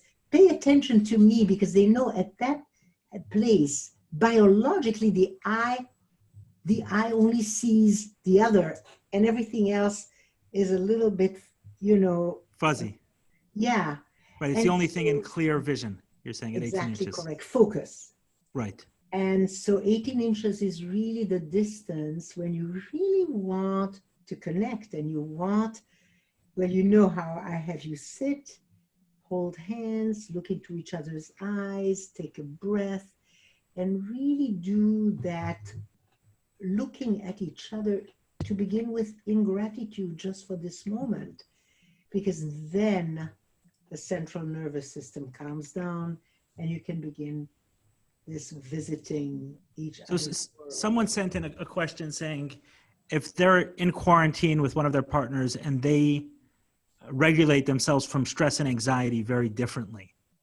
So how do you when just as partners, the way they deal with things? I mean, the way I'm hearing the question, and maybe it's not what you're saying, but the way I'm hearing the question is, imagine I regulate by being alone and she regulates by talking things out. Yeah. Like, yeah. So de-stress. I think usually couples are together. One person is an extrovert, a person who gets nourished through connection, and one person is an introvert, gets nourished by a visit on the inside in solitude with a rich inner world. That is really a way people do. I'm talking about, how do you regulate in connection? If you, like Rabbi Simon said, you really want to express something that your partner has a difficult time with, and you want them to hear it. How do you do that? And for that, you want that 18 inches, the togetherness, the breathing, the holding, and then one person actually surrenders and leaves their world and does this surrendered listening that just hears deeply, deeply what the other one is saying and repeats it, repeats it so that and repeats it from a deep place, not like a tape recorder, but really allowing what the other person says to really enter deeply. And so the reason you do it so close is because there is then the regulation that is inside of your body. You're calm, and you can actually do something challenging. Yeah. Like, Hey, let me pose a question. Times. I may. This one. I remember Hedy stopped me a few times when I repeated right after Fraidy said something. Yeah, to let right. it. And you said let it penetrate first. Listen, give it 5 or 6 seconds. Really, really take it in. Exactly. Yes. I received the email the other day. It says, I'm married to a narcissist, and who's always been a narcissist. And now, even with this so-called wake-up call, narcissist doesn't necessarily wake up. We've been talking about people who at least are open to the unknown, who, for whatever reason, either they've been hurt or they've come to an epiphany, a realization. But what do you do actually if you are married or you're with a person who really just simply cannot see beyond themselves, no matter what happens, even in an epidemic like this, even with everything going on? And is this a time to get divorced? I mean, I don't mean to be, and there, I've never liked to believe that there are people beyond hope, but unfortunately, you see sometimes just a person who's just simply not capable. Yeah. Whether it's clinical, whether it's natural, whether it's nurture, nature. Interesting to hear what you guys have to say. It's very painful to live alone in a relationship because the person you're with cannot leave their world, cannot even for a moment cross that bridge to see that you even exist. And that's really a deep, deep loneliness. And, sometimes people come and what they need to do in a very dignified and honoring way is say goodbye to each other sometimes, but it isn't out of a reaction, but rather out of an understanding that let's do this goodbye in the most honoring way of the journey we've had together. And I find often that when people come to say goodbye in that way, they say hello in a new way. Because in learning how to say goodbye to the relationship in an honoring way, they suddenly realize there is another way to be in connection. When you say hello in a new way, do you mean they stay married or they that stay married? they often decide stay married? To create a whole new era in which they now know we've said goodbye to all of that. Oh, interesting. And we've said goodbye to all of that with all the tools that you've learned. And suddenly it looks like, hey, with those tools, we can create a new era and be together in a whole different way. I think in the relationship with Fraidy and I, there was an on and off for about 3 years. And then we said, you know what, we're done. And we both meant it. And we walked away. We said, we keep going in the same cycle. Let's get off the train. I see someone chatting. I'm with a narcissist, egotistic person. Respect that, expect nothing from them, and protect yourself. Okay, it's not a joke. I was going to say, I don't know if I cut you off. Were you saying anything, Eli? I'm sorry. You was. Okay, go ahead. Sorry. Just. I lost my train of thought. Oh. That you decided that was it. Oh, and then we met. So we separated for about 6 months, where we did not speak to each other, and we really thought that the relationship was over. We got off the train, and then when we reconnected, it was different. But I think it was that space that allowed us to completely walk away and not hold on. And I think we were holding on to the early stage of the relationship, where we were so close, and it was clear that there was a very powerful connection between us. But then there was a lot of interruption, and over several years, I think we both wondered, sometimes together and sometimes separately, could we get back to those initial few months where it was very special. And I think we've done that on some level, but we had to get off the train, both of us, and say goodbye. So we didn't do it, we didn't do it in your office, but we did, and it's right. But interesting. Yeah. Sometimes people think, and I never like to confirm it, but I've heard this. Some people say, I read somewhere that sometimes children, God forbid, who are born with a disability or a handicap, or even worse, that in some way it's a challenge to the family, but it can bring out deeper love and deeper resources. And in a certain way, it's a tikkun. Why that child has to suffer, why was again part of the mysteries. So someone suggested to me, could be I'm married to a person who this is my destiny, to simply never really have a full expectations, and in some way bringing out greater strengths for me, not to become a bitter person who reciprocates. Whenever I hear that, I always like to say to myself, one second, maybe this isn't your destiny. But I think especially in our time right now, we're all experiencing the unknown. There are mysteries to life, and don't always have an answer. But there's no question, every person, no matter what you're facing, even if it's a narcissist or someone who just is so trapped in their own self, there's always resources. You may not be able to fix that guy or woman for that matter, but something can happen inside of you. I'm just throwing that out there. Right, Simon, someone asked a question, which is a little off topic, but to me, like the first realization of the coronavirus was not only our interconnectedness, but also the way we are equal. And of course, it's not completely equal going to someone who gets sick in Africa and has to go to a hospital there, and someone who goes in a first world country. Of course, it's not equal, but there's something about it that the virus, the president of the UK has the virus. And so someone asked the question, does this perhaps strip away this whole idea of chosen people, which suggests an unchosen or not chosen people? How would you answer? Well, in the Middle Ages. Nothing to have I handled that one. No, fine. In the Middle Ages, the Black Plague, the bubonic plague, it was called. They blamed the Jews because they claimed that some of the Jews were not dying at the same rate as the rest of the population. And actually, some people have actually indicated that because the Jews were always washing their hands. In the morning and the afternoon, by meals, after meals, the whole thing. But we all understand Jews died as well, and obviously the Jews did not poison the wells of the Christians. Firstly, I want to say this. I think the understanding of a chosen people is misunderstood by many. God created the entire universe, and he created 8 billion people now. Everyone was chosen by God. God didn't make any accidents. So no one's here by accident. So when you say chosen people, and what about everybody else? Weren't they chosen? Who put them here? Every cell is chosen. So I think the way to really define chosen people, my take on it at least, is chosen for a particular purpose. To either whether Abraham chose and then God chose him to bring monotheism and ethics and morality to a pagan world. Everybody credits him with that. Whether it was the Jewish people at Sinai who brought the mandate, the divine mandate, how to create a civilization. So I think chosen is also Firstly, chosen for a particular role, could be the role of the teacher, the people of the book. There's all kinds of names that are not condescending, God forbid. And secondly, chosen is not about the privilege. It's about responsibility.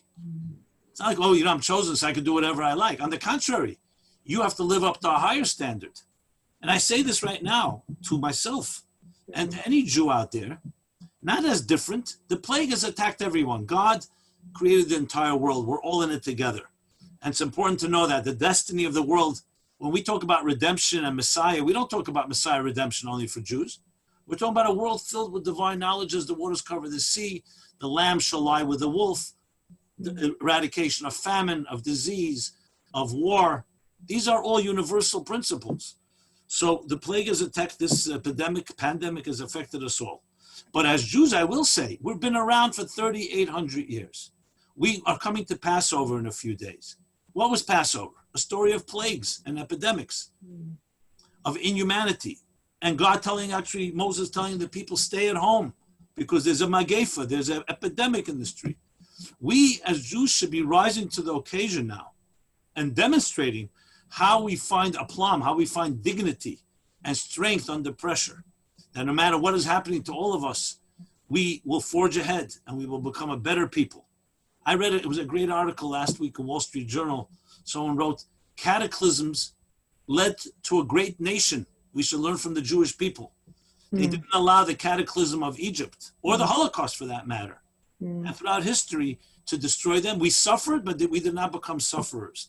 In the classic immortal words of the Torah in the beginning of Exodus, as they were oppressed, in direct proportion to that, they flourished and they thrived, not just survived. They flourished and they thrived. So I think we have a chosen role to demonstrate that, but not in a way it's us versus them. We're in it together. We're one people. And frankly, I think the world has embraced many of these values. You know, concepts like, if you remember the book, The Gift of the Jews by Cahill, Thomas, excellent book, or a book like On Two Wings, demonstrating the Jewish contribution to society. Words like optimism, destiny, providence, hope. These are words that once didn't exist. I think the question is coming from a misunderstanding of the word chosen instead absolutely. of chosen for responsibility. Yeah, I've kind of felt that through this process when the virus hit and I saw a lot of people nervous. I've had two major life experiences that I felt like prepared me for this, and in that way chosen, right? I haven't been hosting these things before. It's one of the reasons I said I have to put my face out even more during this process. One is 3 years ago, I nearly lost my business, and I went through a mourning period. I mean, first a denial, and then an intense mourning period, and then it was really after that mourning that I was like, you know, maybe there's a new way to solve this problem.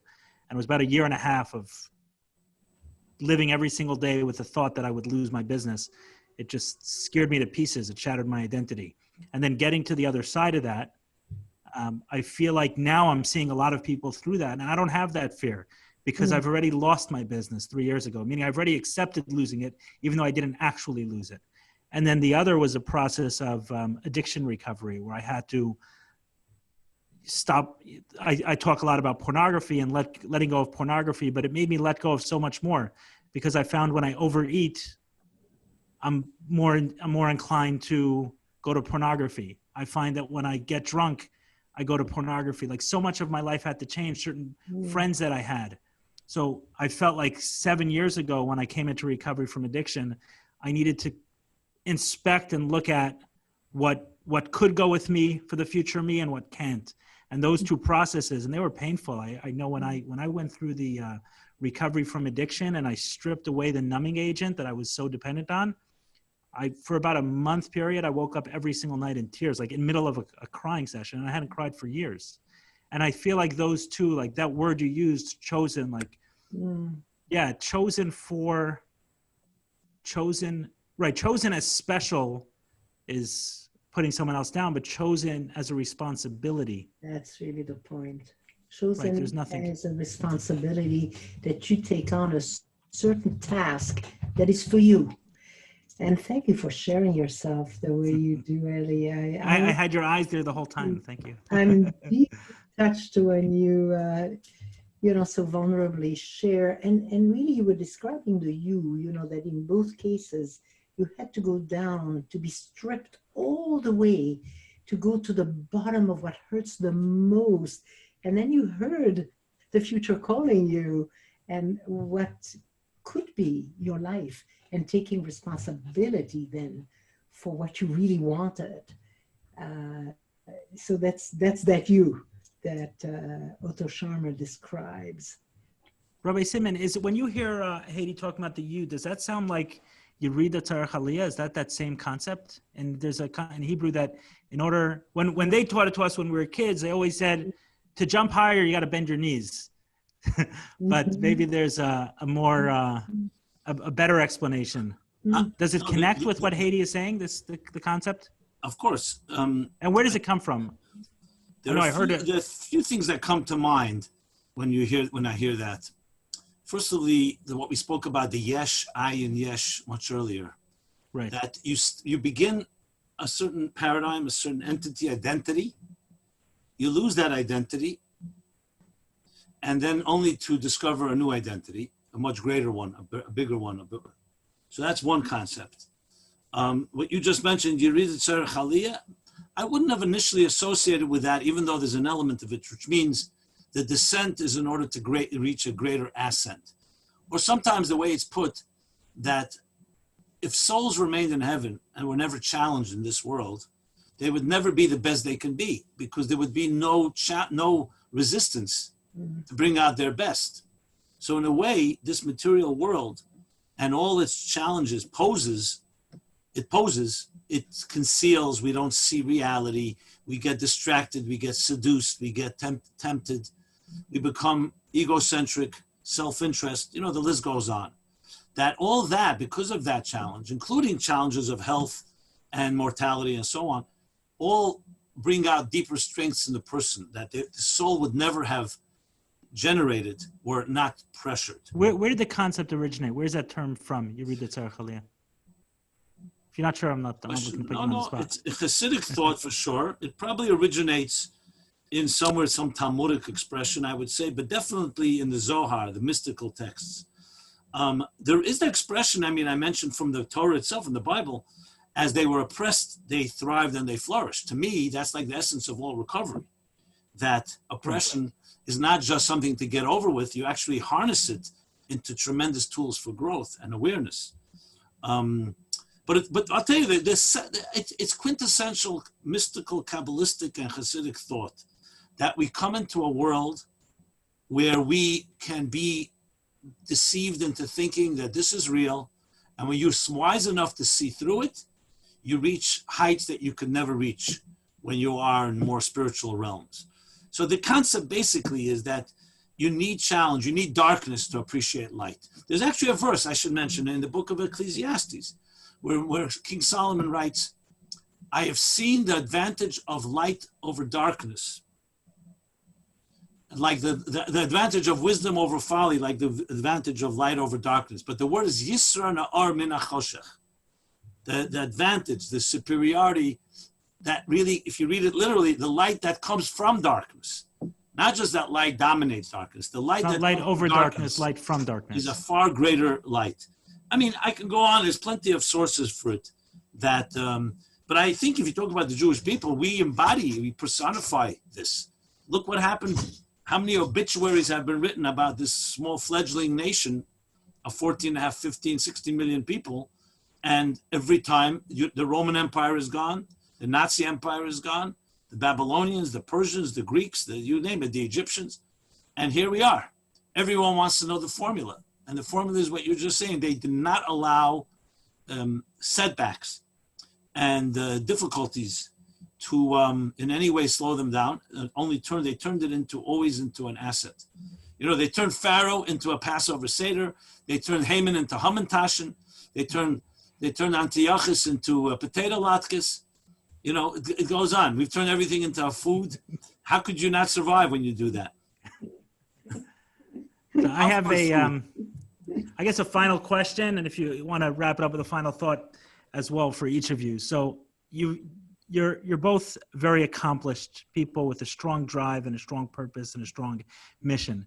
Does your mission and purpose change in this setting? is it accelerated, or is it a question mark? Like, what happens to the mission and purpose through something so groundbreaking? And I'll tell you why I'm asking the question.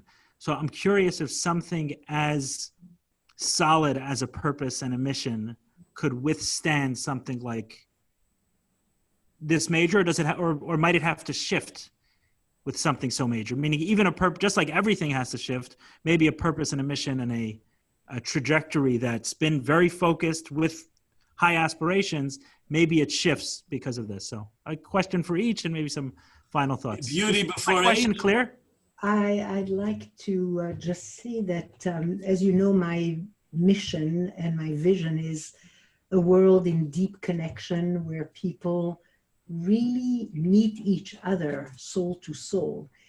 And right now in my life, my husband Yumi, we're going to celebrate 55 years of marriage, he's got a different memory. And so I am learning how to love my new man in this time. And somehow I get to be with him to learn. Somehow for me, the timing of just being with him, who doesn't talk very much now, and You're saying his memory is gone, right? I just want to be his memory's going. You know, so the gift is I get to be with my man, my new man, get to love him deeply in this new time, and learn another layer of what it's like to be in connection.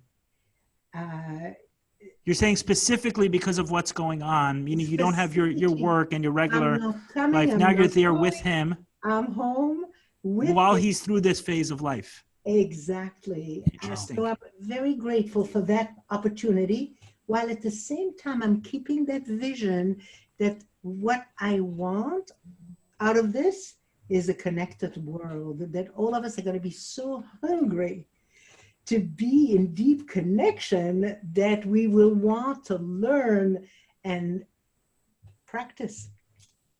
Yeah, I mean, we're seeing some of that, right? The lens some of us are going for connection and what we're trying to do. Exactly. The other night I had a conversation with a few friends on Zoom, and it was like, a 2.5 hour conversation at night. They're husband and wife, and Fraidy and I, and that was really, it was really cool. It was really neat just to sit there and talk, and it allowed for probably a more real conversation and connection than had we gone out to dinner with the food in person with our phones, and the right? Distractions.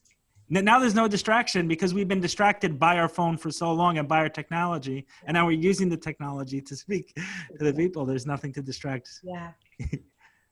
I'll weigh in from my perspective. On the contrary, without even hesitation, without even thinking about it, I've gone into overdrive and feel like my whole life I've been trained for a moment like this. How would you explain your purpose and mission if you had to say it? I will. So my purpose and mission, which is always the driving force, and I jump out of bed every morning excited, has taken on, I can't even, it's on steroids now. It's completely accelerated. I've always seen my mission as being one of, I could say similar to how Hedy put it, which is connection of souls. But I always felt like it was like helping people, helping everyone, helping myself, unblock the different impediments that don't allow us to see the truth of ourselves and the truth of each other and the truth of our destinies. That how this material world can be so distracting, and help people wake up, obviously through love and kindness, not through brute strength. So to me, when I see this, I feel like on the front lines where people are falling and some are weakened. And my job, my mission, I feel everyone's mission, but I definitely feel mine is to boost morale, to do everything possible to create empowering resources. I've been literally creating content. I created this thing called a daily spiritual antidote, a 3-minute video every day that just helps people focus on their inner lives, which counters all the news going out on the outer lives.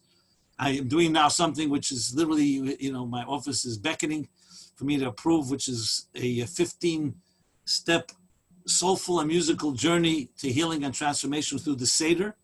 To me, Passover is like, couldn't have come at a better time. Most people see Passover as a problem. I see it as the tools for emancipation. You know, Mitzrayim means constraints and fears and concerns and uncertainties and unknowns and health issues. And we now can do a Seder, I believe, like Manishtana. How is this night different? It's not just, I think, how is this year different than all the years? I don't think there's ever been a Passover like this. So I really, and this is like coming almost from my gut. It's not like I sit down, okay, let's make a plan for the day. I just feel like when you're on the front lines, you know, there's blood everywhere, God forbid, in a certain way. And this is the time. If not now, when? You use the expression fallen and weakened, but I got the sense that you weren't talking about the ones who have physically fallen. I mean both. First of all, cannot deny a family, the devastation of a father dying. They don't even know why he died. They know no one's in the hospital, or a mother. So there is the physical falling. Let's not minimize that. But yes, the psychological, emotional. I think people are right now in shock. You know, that first stage of trauma, shock. They can't even cry. They can't even wrap their head around. Everyone's in shock, survival mode. Do I need food? What's going to be tomorrow? There's that, I feel like a collective, and the exponential effect that everyone sees everything on television, on internet, I think is so deeply overwhelming.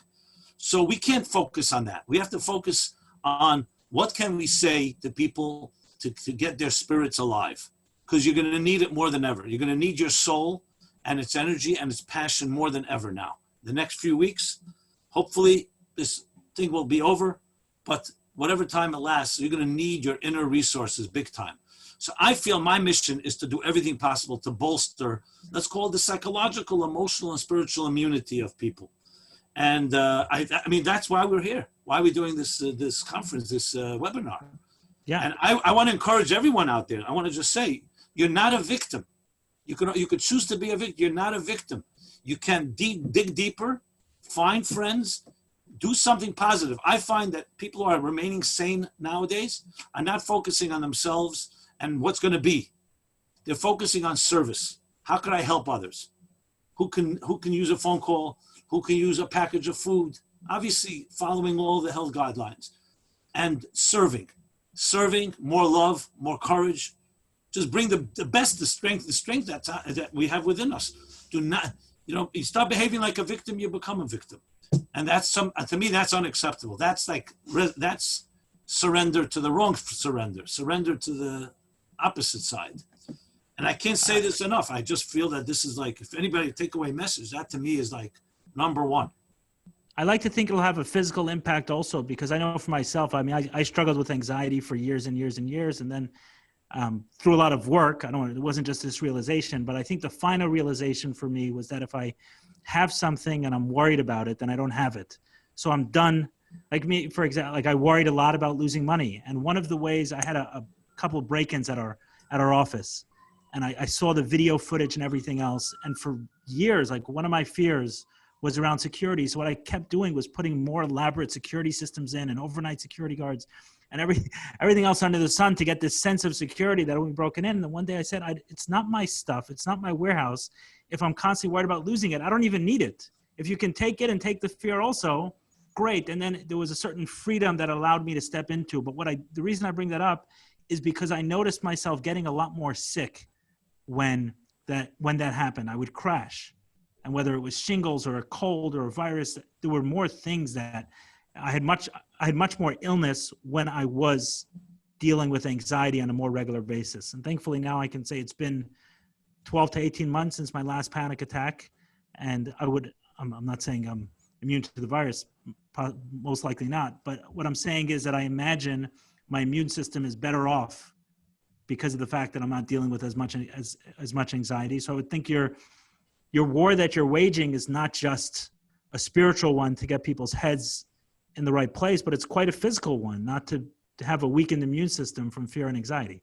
I don't want to be overly dramatic, but I really believe this may be the defining event of our lives. And because of its global nature and its impact on people in so many ways.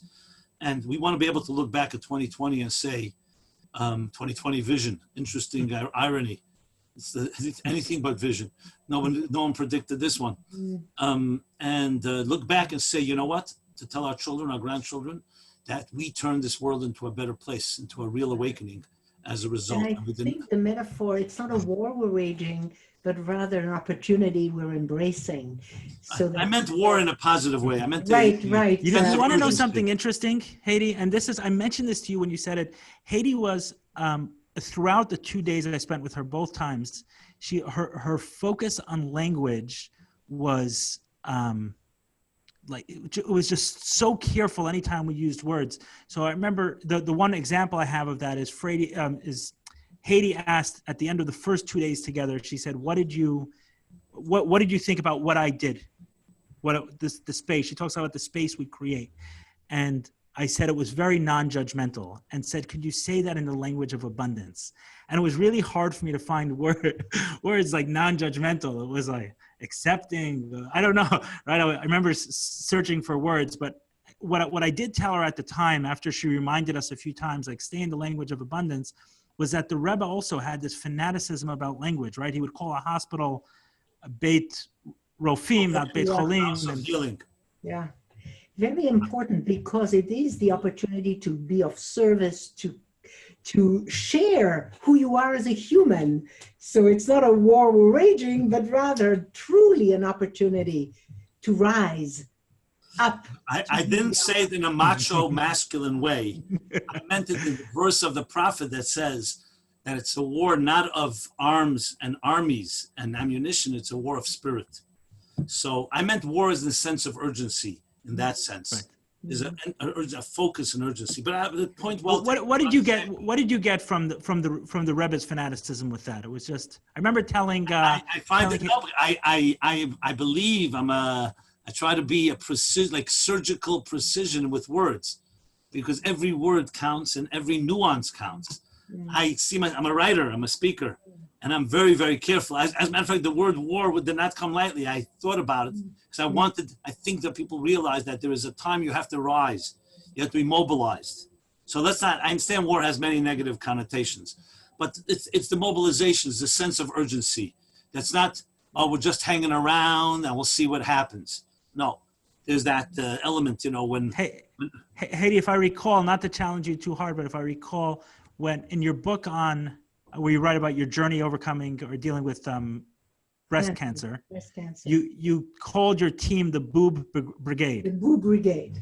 Right. A brigade has a war terminology and a war suggestion. You're right. It was, you know what? It was Yumi's name. And I don't know, would I have found a different one? But you're right. I want to say I'm very careful with words, but sometimes there's nothing wrong with using a word, and especially if you say it in the right spirit. But listen, we understand correct. Listen, words matter 100%. I can tell you as a communicator that 80% of the job is to find the words that what not to say, because it evokes stereotypes and preconceived prejudices and notions. 100%. Right. So one of the first lessons I can tell you, Rabbi Simon, is that every time I leave, and I hope the listeners got that as well, but every time I leave a phone call with you, I've left with that feeling, right? So you're conveying it properly, right? And using words and energy is that I need to do something and I need to do more during this period, right? After the event we did last week, I got a lot of messages from people and said, what's the next one you're going to do? What's the next one? And I didn't have an idea. So we have to have a planned phone call. We have to have something. If I feel it slipping, I'll call you. And I hope the audience got that as well. And I wrap it up. It's that's what I admire so much about both you, and why I thought a conversation with the three of us would flow so nicely, is that useful energy. The audience should know that everyone can do something proactive and on the offense. Thank you. Hedy, last words? Thank you. I'm very honored to have met you, Rabbi Simon, and I'm very glad you organized this. And let's continue to put good stuff out there. Thank you. Thank you so much, Hedy. I was really excited when I asked you on Friday. I was really excited that you that you agreed, and absolutely. Thank you so much. Happy Passover. Happy Passover to everybody. Happy Passover. Pleasure and honor to meet you, and let our synergy bring the light that needs to eradicate all the negative and only bring forth the positive. Amen. Amen. I loved being with you, and thank you for everything.